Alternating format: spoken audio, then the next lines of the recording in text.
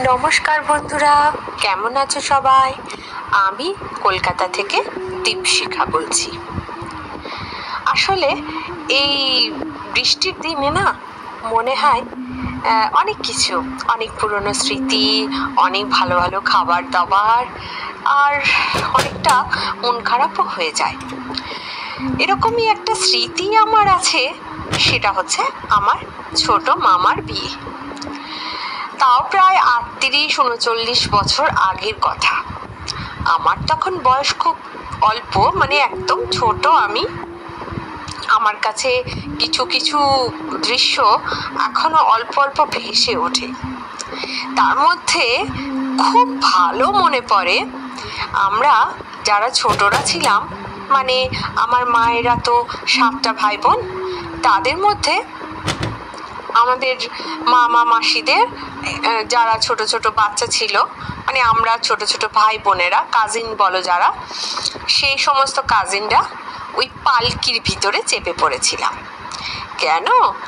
আমার মামা বিয়ে করতে গিয়েছিলেন, মাথায় সেই চাটাই দিয়ে বোনা পেখো বলে বীরভূমের ভাষায়, তো সেই নিয়ে এত বৃষ্টি, শেষে ওই নিয়ে লুঙ্গি পরে গেলেন। কেননা আমার মামার বাড়ি বীরভূম জেলায় আমোদপুরের কাছে একটি গ্রামে, এবং সেই গ্রামটি একটি নদী পেরিয়ে যেতে হয়।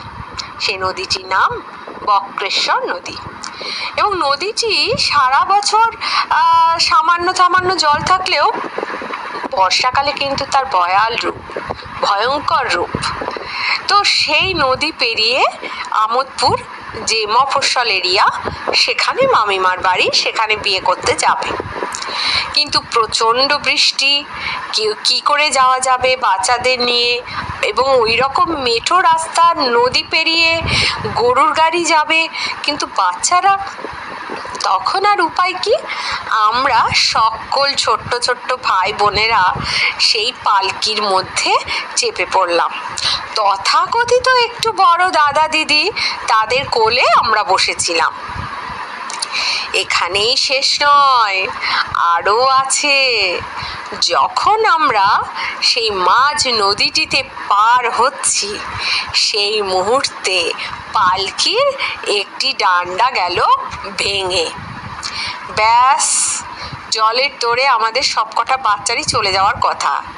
কিন্তু সাহসী বলবীর সেই পালকি বাহকরা পুরো বাক্সর মতো করে সেই পালকিটাকে ধরে তারা অন্য পারে নিয়ে গিয়ে তুলল অবশেষে। এবং তারপর বহুক্ষণ ধরে সেই ডান্ডি মেরামতির কাজ চলেছিল, এবং অবশেষে আমাদেরকে নিয়ে গিয়েছিল সেই বিয়ে বাড়িতে। খাওয়া দাওয়া সে কিন্তু মনে নেই বন্ধু, বললাম যে খুব ছোট ছিলাম আমি তখন। কিন্তু এই ভয়ানক দৃশ্যখানা মনে আছে বলেই পালকিকে দেখলেই আমার খুব ভালো লাগে। আর পালকিতে চড়ার অভিজ্ঞতা আমার ভীষণ ভয়ঙ্কর সুন্দর। যদিও আমি আবার নিজের বিয়েতে আরেকবার চেপেছি, কিন্তু সেই প্রথমবারে সেই মামার বিয়েতে চাপা পালকিটা আজও ভুলতে পারি না।